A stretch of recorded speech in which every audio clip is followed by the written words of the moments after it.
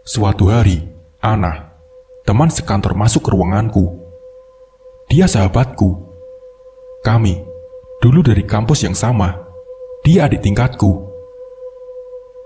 Sibuk gak, Kak? Tanya Ana. Dia lalu masuk dan duduk di depan mejaku. Gak juga, jawabku sambil meletakkan buku laporan bulanan yang sedang kubuat. Kak, mau gak nemenin aku ke Banten? Tanya Ana. Mau apa? Tanyaku heran. Ana kemudian menjelaskan kenapa dia mau ke Banten. Mau ya, Kak? Pintanya setengah memohon. Kapan? Tanyaku. Tak tega juga melihatnya memelas minta ditemani. Jumat besok, Kak. Kita berangkat pagi. Kan tanggal merah, kita pulang Minggu, katanya menjelaskan. Jumat pagi, kami sudah sampai di terminal. Kemudian, naik bis jurusan Bakauni. Kami duduk di bangku belakang supir agar agak longgar. Dalam perjalanan yang memerlukan waktu sekitar 3 jam, kami lebih banyak diam. Aku terbangun saat Ana menepuk-nepuk pipiku. Kak, sudah sampai, katanya. Kuusap kedua mataku. Penumpang mulai turun. Kami pun turun menuju loket. Setelah membeli karcis, kami menuju ke dermaga 3, di mana kapal yang akan kami tumpangi bersandar. Cukup jauh juga jaraknya, cukup melelahkan. Sesampainya di dalam kapal, kami mencari tempat duduk yang sekiranya nyaman untuk rebahan. Meski tidak tidur, tapi setidaknya bisa untuk meluruskan punggung. Kami duduk di bangku paling belakang dekat jendela. Penumpang tidak terlalu ramai, sehingga kami bisa betul-betul meluruskan kaki. Lagi-lagi, aku tertidur. Mungkin karena waktu berangkat masih terlalu pagi. Entah sudah berapa lama aku tertidur. Saat bangun, kulihat Ana sedang melamun sambil melihat keluar jendela. Mau sarapan apa kita? Tanyaku. Ana menoleh ke arahku. Pop mie saja yang gampang, jawabnya. Kupanggil penjual pop mie yang keliling dalam kapal. Lalu aku memesan 2 mangkuk. Nanti kita menginap di mana? Tanyaku. Di rumah tanteku, Kak, di Serang, jawab Ana. Pop mie pesanan kami datang.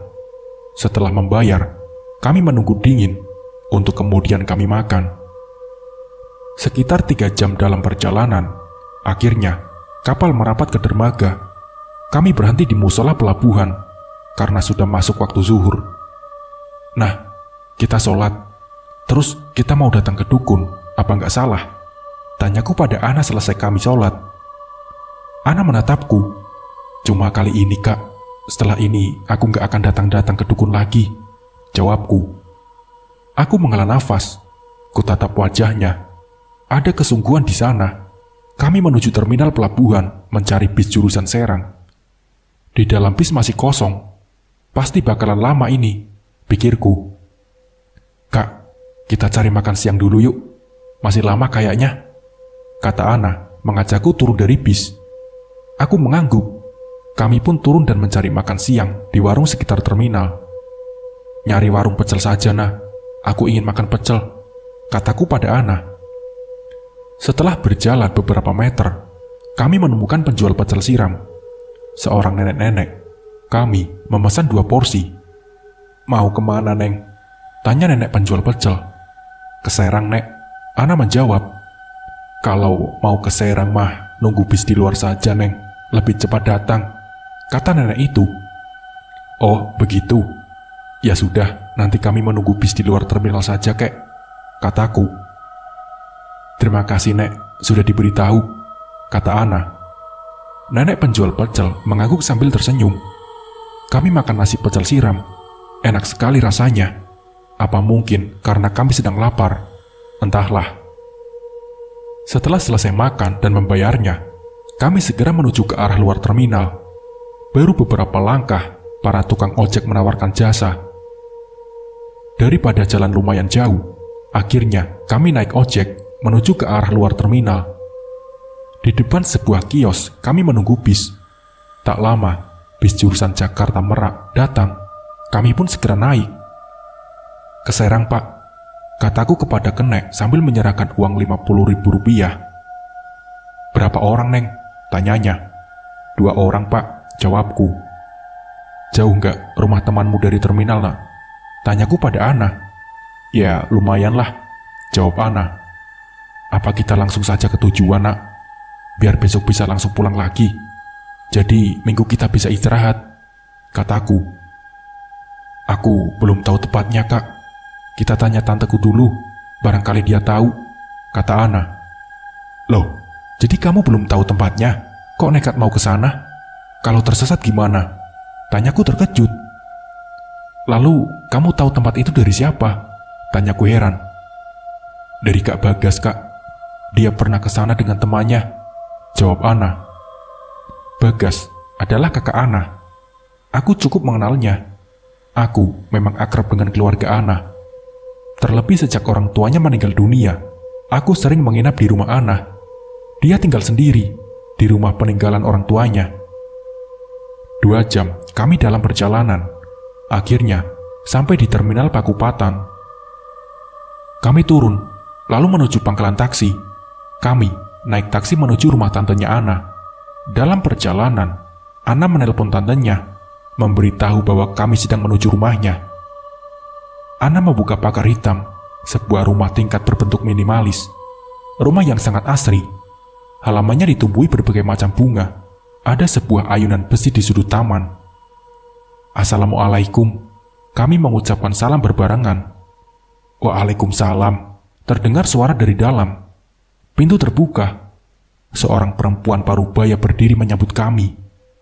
Akhirnya sampai juga, kata Tante Desi pada Ana sambil memeluknya. Ini Kak Rahma, Tante, teman sekantorku, kata Ana memperkenalkan aku pada Tante Desi. Aku menyalaminya. Rahma, kataku memperkenalkan diri. Tante Desi menyambut tanganku sambil tersenyum. Ayo, masuk, ajak Tante Desi pada kami. Setelah berbincang, Tante Desi mengantar kami ke sebuah kamar. Kalian tidur di kamar ini ya, katanya. Istirahat saja dulu, kan lelah seharian dalam perjalanan, lanjutnya. Iya Tante, kami menjawab bersamaan. Tante Desi kemudian meninggalkan kami. Aku langsung mandi, gerah rasanya seharian dalam bis. Lengket sekali badanku. Ana berbaring terlentang, pasti dia juga sama lelahnya. Selesai mandi, kami sholat asar. Beberapa saat kemudian, kami pun tertidur. Selesai sholat maghrib, kami makan bersama. Om Hasan, suami Tante Desi sudah pulang dari kantor. Kamu yakin akan ke desa Seram, nak? Tanya Om Hasan. Iya Om tahu tempatnya, tanya Ana. Tahu persis enggak, tapi itu sepertinya di wilayah Badai Luar. Kenapa kamu nggak tanya saja ke Bagas? Tanya Om Hasan. Kak Bagas juga lupa tempatnya di mana, Om, jawab Ana. Lalu alamat itu dari mana? Tanya Om Hasan. Dari teman Kak Bagas, ditulis saat mereka berada di sana. Ana menjelaskan. Coba, nanti Om tanyakan kepada teman-teman, barangkali mereka ada yang tahu, kata Om Hasan. Nah, kamu betul sudah yakin akan ke desa Seram? Kembali Om Hasan bertanya. Memangnya kenapa, Om? Tanya Ana. Kata teman Om, tempatnya cukup jauh, masuk wilayah Badai Luar paling ujung. Medan yang harus dilalui cukup sulit, Om Hasan menjelaskan. Tiba-tiba aku merinding. Nah, batalkan saja ya, besok kita pulang lagi, pintaku. Iya Om, Ana yakin akan tetap ke sana, jawab Ana mantap. Aku melotot. Ah, nggak salah dengar apa kupingku? Dasar Ana, keras kepala. Sudah diberitahu medan yang bakal dilalui sulit, masih saja tetap mau ke sana, gumamku. Ya sudah, nanti Om carikan ojek yang hafal daerah itu, kata Om Hasan. Akhirnya, beliau mengalah setelah tidak berhasil membujuk Ana. Nah, besok kita pulang lagi yuk. Aku berusaha membujuk Ana sebelum tidur. Tanggung Kak, sudah sampai di sini, tinggal sedikit lagi kok, katanya ngeyel. Iya, besok kita jalan-jalan saja nak, menikmati hari libur. Kembali aku membujuknya.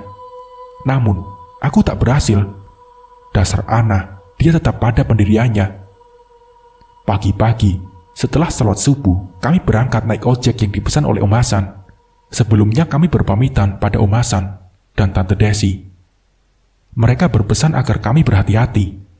Sengaja kami berangkat pagi, karena jarak yang akan ditempuh memakan waktu sekitar 5 jam. Alangkah jauhnya, tiba-tiba aku menyesal kenapa aku mau menemani Ana. Namun semua sudah terjadi.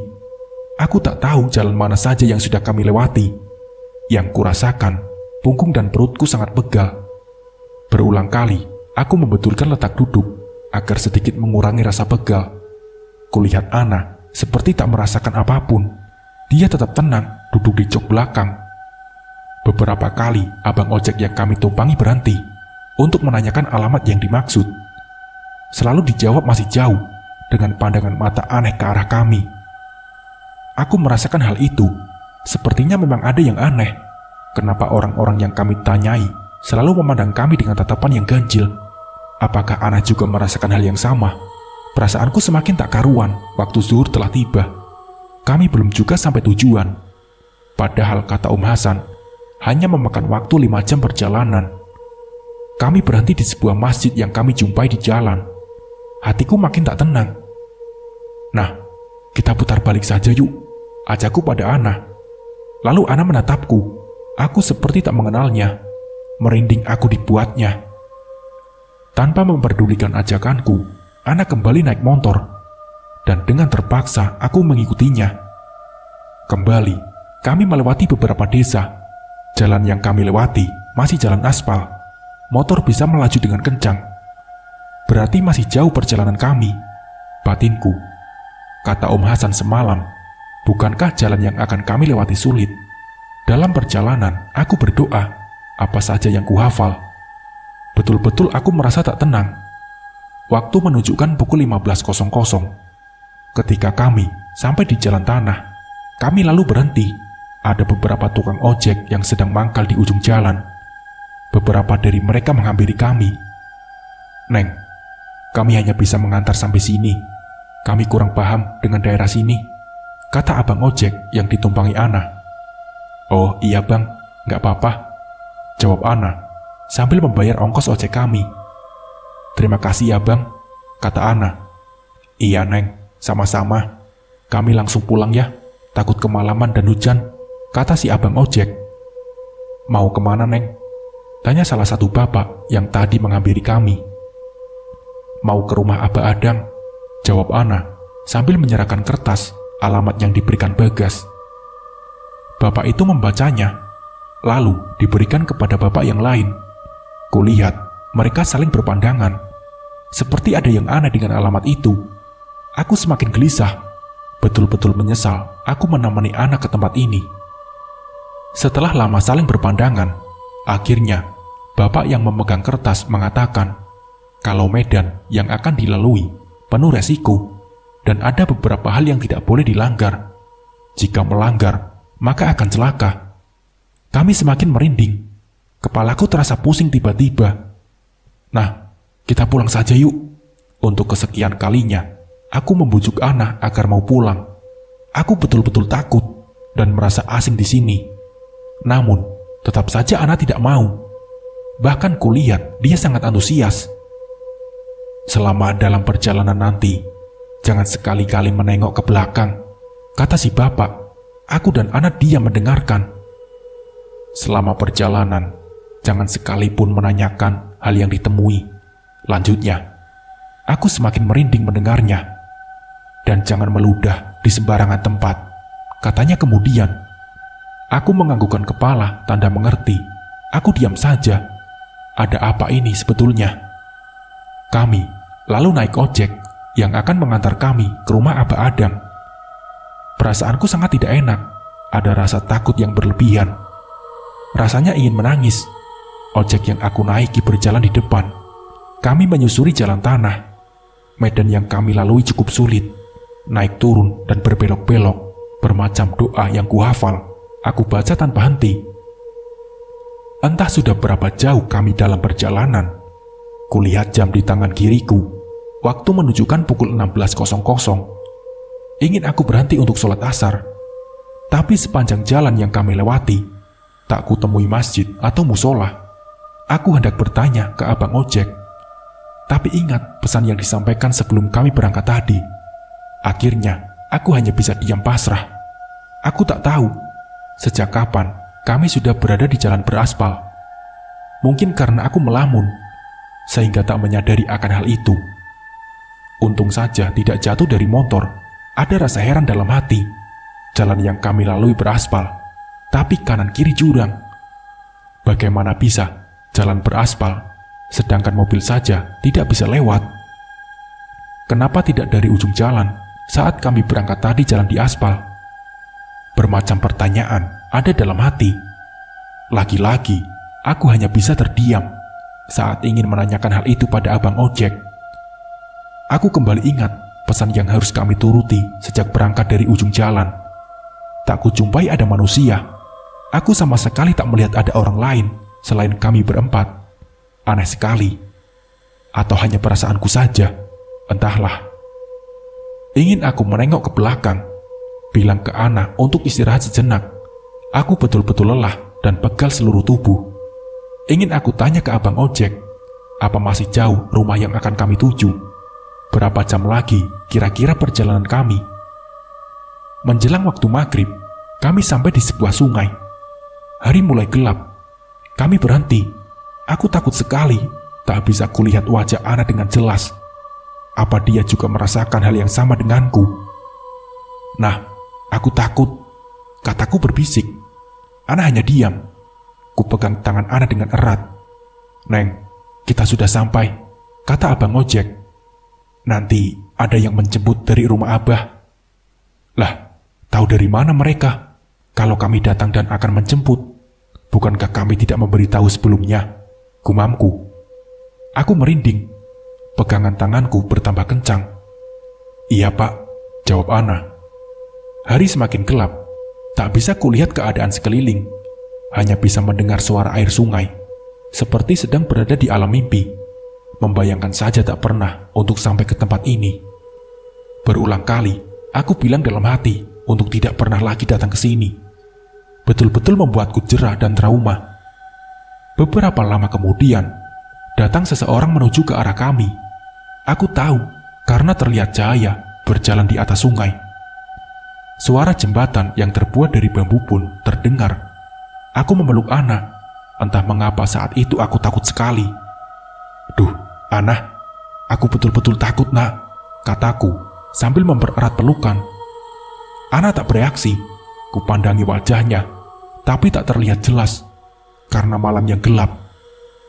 Semakin jelas, suara orang berjalan dari arah jembatan menghampiri kami. Semakin tak karuan detak jantungku. Kupandangi sekeliling, tapi tak ada yang terlihat. Ingin ku pejamkan mata, tapi rasa takut malah membuatku penasaran. Cahaya santer itu semakin mendekat. Aku berusaha melihat siapa orang yang membawanya, namun tetap tak terlihat dengan jelas karena malam begitu gelap.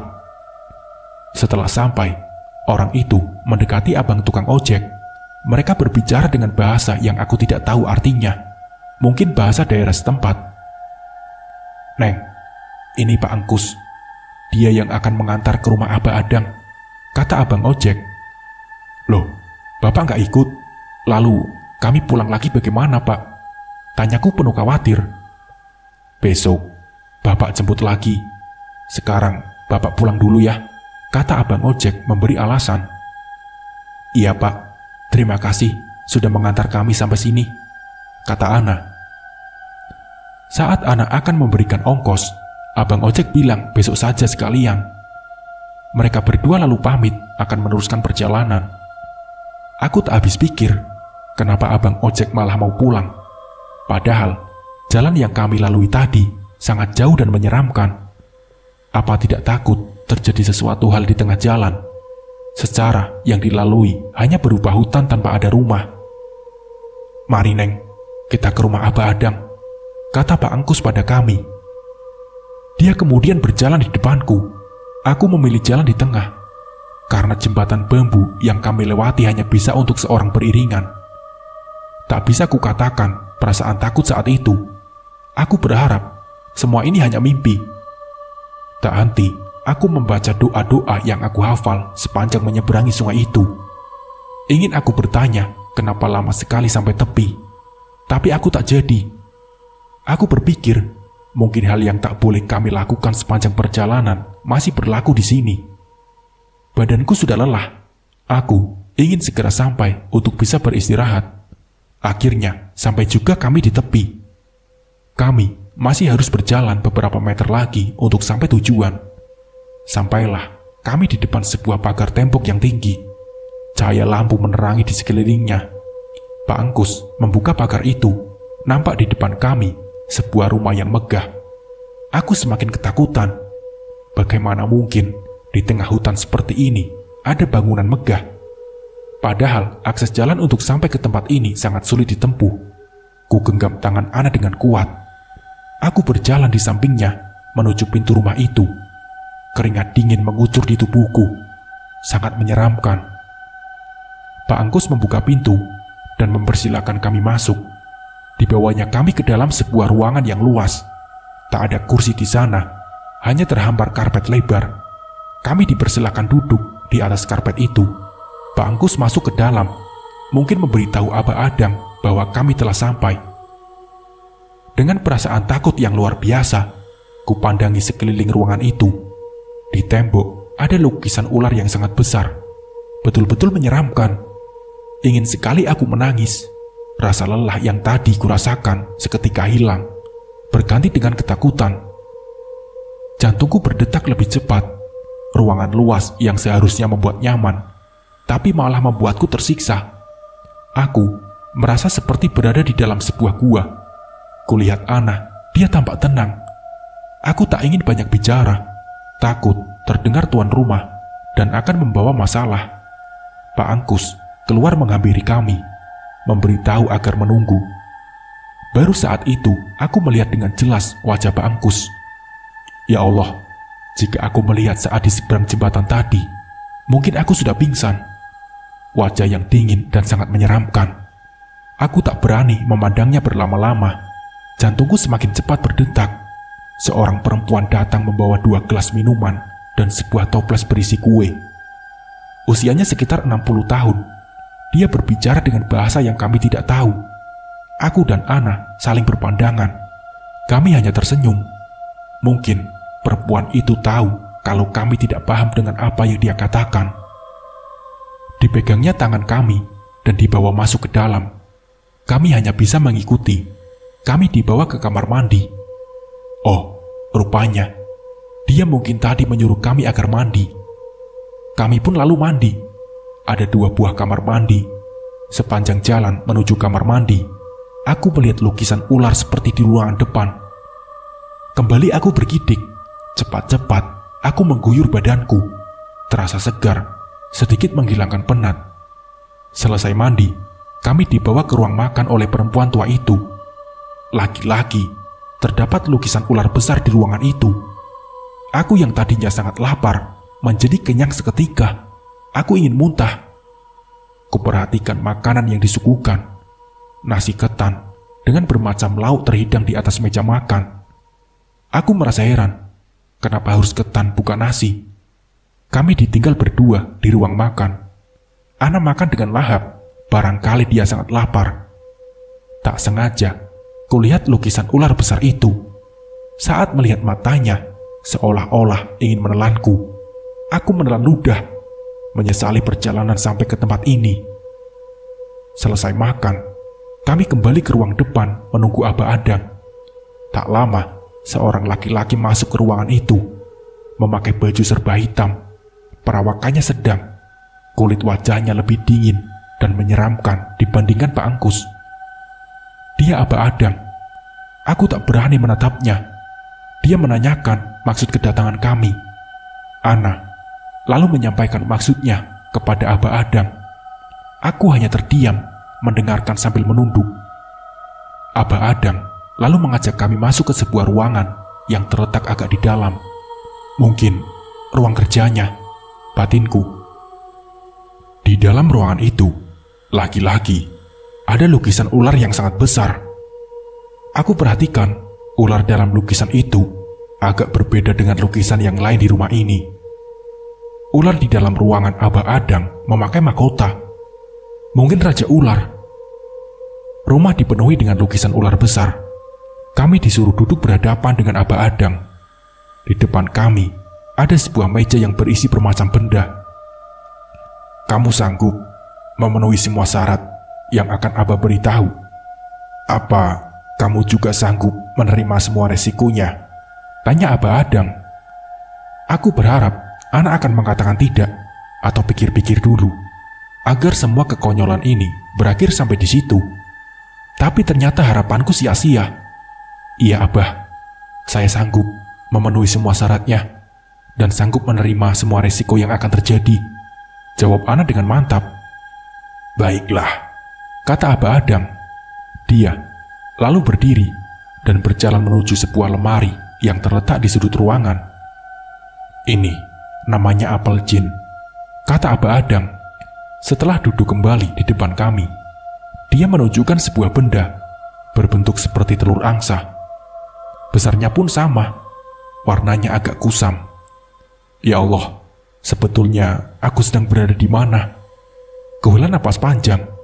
Untuk kesekian kalinya, aku berharap apa yang ku alami saat ini hanya sebuah mimpi buruk. Sesampainya kamu di rumah, apel ini kamu tanam di depan pintu masuk, kata Abah Adang selanjutnya. Jika tiap malam kamu mendengar suara gaduh, abaikan saja, jangan takut, itu mereka. Abah Adang menjelaskan. Mereka? Siapa? Para jin. Aku seperti mau pingsan. Mataku berkunang-kunang dan kepalaku rasanya pusing sekali. Nanti malam, Abah akan panggil mereka dan mahar kamu akan Abah serahkan, katanya. Entah apa lagi yang Abah Adang katakan. Aku tak lagi mendengarnya. Kepalaku terlalu pusing dan penglihatanku semakin kabur. Aku membuka mata. Kulihat jam tanganku menunjukkan pukul 1 tengah malam. Kulihat sekeliling. Ana tidur di sampingku. Kuingat lagi kejadian semalam. Apakah aku pingsan? Lagi-lagi ada lukisan ular besar di kamar yang kutepati. Tepat menghadap ke arahku, seperti akan menelan tubuhku. Sempat terkejut melihatnya saat bangun tadi. Dipan, lemari pakaian, kaca hias yang ada di kamar semua terbuat dari kayu jati berukir. Di atasnya ada ukiran ular. Bergidik aku dibuatnya. Mataku tak bisa lagi terpejam. Berulang kali ganti posisi, tetap saja tak bisa tidur. Aku takut sekali membayangkan ular dalam lukisan itu menelanku. Malam terasa lama sekali berlalu. Aku ingin segera keluar dari tempat ini. Pukul 05.00 pagi, kami bangun. Kakak semalam pingsan, katanya. Aku tersenyum. Nah, kita harus pulang pagi ini ya, pintaku. Gak bisa kak, aku akan dibawa Abah ke suatu tempat, katanya. Selesai dari sana, kita pulang, ucap Ana. Ya Allah, mau kemana lagi kita? Tanyaku sambil sedikit tertahan. Cuma aku kak, kakak tinggal saja dulu di sini sampai aku pulang, kata Ana menjelaskan. Aku takut nak, ucapku. Apa yang ditakuti kak? Tanya Ana. Apa kamu gak merasakan takut sedikit pun? Apa kamu gak merasa aneh dengan semua ini? Tanyaku pada Ana. Ana hanya tersenyum dan menggelengkan kepalanya. Aku mandi dulu kak. Abah bilang jam 6 kami berangkat, kata Ana sambil berjalan keluar kamar. Kususul dia. Mana berani aku ditinggal sendirian di kamar ini. Selesai mandi, Abah menyuruh kami untuk sarapan. Lagi-lagi, kulihat ketan dan lauk yang dihidangkan. Dengan terpaksa, aku makan sedikit. Perutku sangat lapar. Pukul 06.45, Ana pergi dengan Abah. Entah kemana. Mereka berjalan kaki ke arah luar. Aku duduk di luar rumah, menghilangkan rasa takut yang teramat sangat. Ku amati sekeliling. Rumah ini terletak di tengah hutan. Tak terlihat ada rumah yang lain. Tapi bagaimana mungkin rumah ini bisa dibangun dengan sangat megah? Adakah akses jalan lain yang kami lalui kemarin? Banyak pertanyaan yang tak mampu kujawab dengan logika, atau aku yang terlalu ketakutan. Entahlah. Lama sekali waktu berlalu.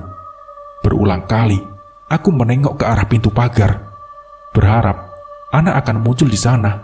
Dari semalam tak kulihat ada orang di rumah sebesar ini.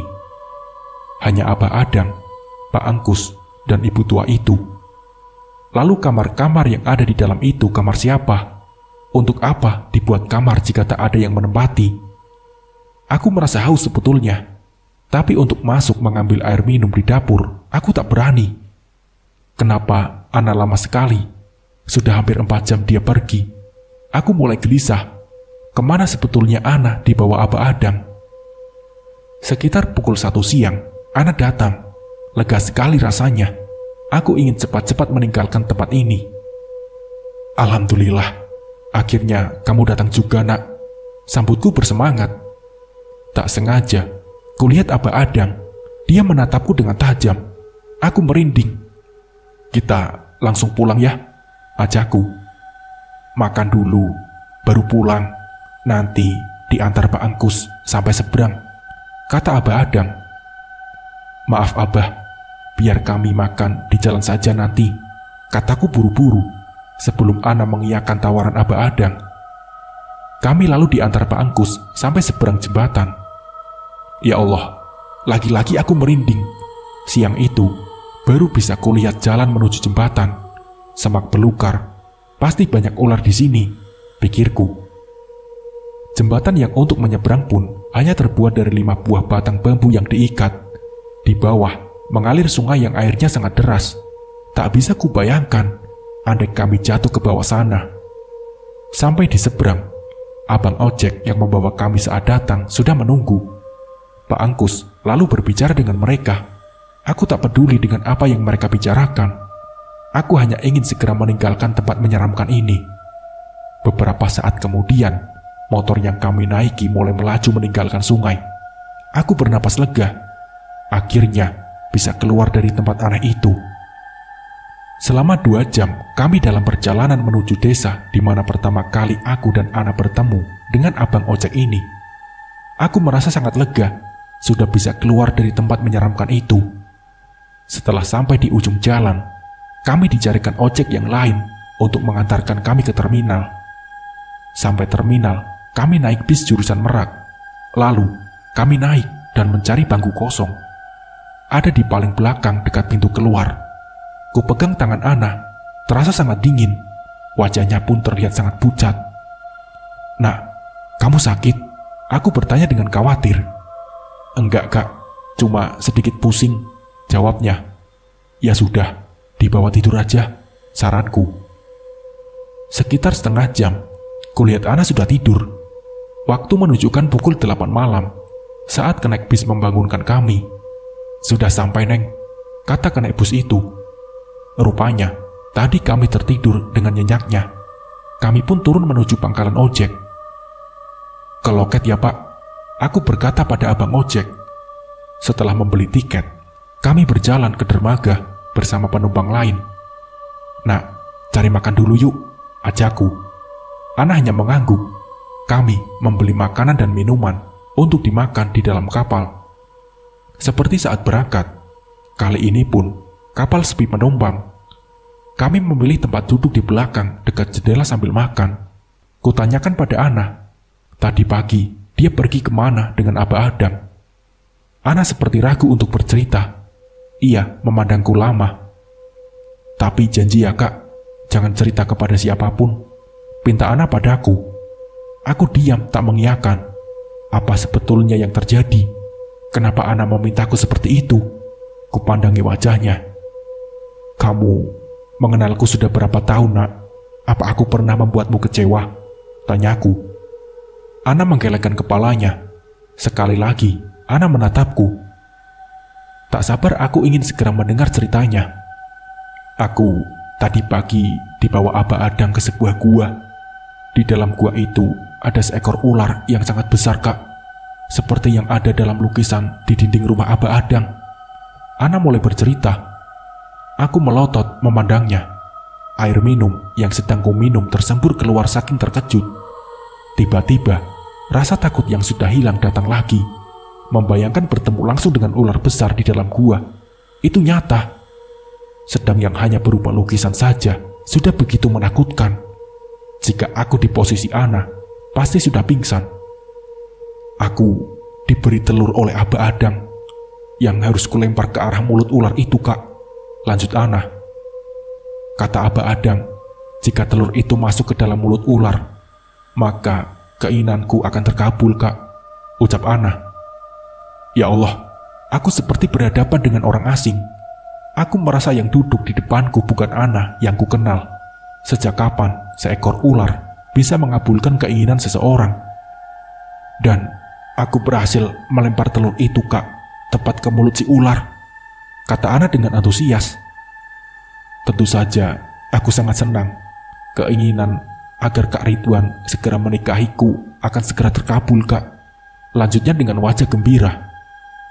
Aku diam mendengarkan, tak tahu harus berkomentar apa tentang cerita Ana barusan. Kami lalu melanjutkan makan. Dalam hati, aku berharap semoga apa yang Ana inginkan jadi kenyataan. Ridwan datang melamar dan menikahinya. Bukan karena ular besar itu yang bisa mendatangkan Ridwan, tapi karena Allah yang mengetuk hatinya untuk segera menikahi Ana. Sekitar pukul 01.00, kami sampai di rumah Ana. Aku menginap di sana karena tak mungkin pulang ke tempat kos. Ana menuju dapur mencari pisau. Lalu dia keluar menuju ke depan pintu. Aku heran, mau apa Ana? Ternyata dia mau mengubur apel jin yang diberi Aba Adang. Benda itu dikubur di depan pintu masuk rumah Ana. Aku hanya diam melihatnya. Dan aku masuk kamar tidur tamu yang terletak di depan ruangan rumah Ana. Rumah Ana memang sudah seperti rumahku sendiri. Aku hafal betul semua ruangan yang ada di rumahnya. Aku berganti pakaian dan membersihkan diri sebelum beranjak tidur. Badanku sangat lengket karena seharian kemarin berada dalam perjalanan. Tapi aku tak tahan dingin untuk mandi malam itu. Aku sangat mengantuk, tapi mataku tak bisa terpejam.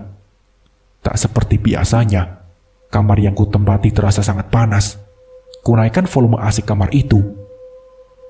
Masih saja terasa gerah, badanku mandi keringat. Kulihat jam dinding, waktu sudah menunjukkan pukul 02.45. Dan tiba-tiba, aku mendengar sesuatu, seperti langkah orang berjalan. Semakin lama, semakin jelas terdengar. Aku bangun perlahan dan menuju jendela. Jangan-jangan maling, pikirku. Aku mengintip dari balik hordeng, tapi tak terlihat siapapun di luar. Kembali kubaringkan tubuhku. Suara langkah itu terdengar lagi. Tiba-tiba ada rasa takut. Aku teringat kata-kata yang pernah diucapkan Aba Adang. Apakah itu suara jin yang datang? Takutku semakin menjadi. Ku ambil selimut dan kututupi sekujur tubuh. Padahal gerah teramat sangat. Jantungku berdetak lebih cepat. Suara itu belum juga hilang. Tak tahan aku berlari keluar kamar menuju kamar Ana. Ku gedor pintu kamarnya berkali-kali, tapi tak ada jawaban. Mungkin Ana sudah tertidur pulas karena kelelahan. Dengan ketakutan yang masih kurasakan, aku kembali lagi ke kamar. Ku coba untuk memejamkan mata, tapi tetap saja tak bisa. Entah pukul berapa, akhirnya aku tertidur. Aku bangun saat terdengar suara azan subuh.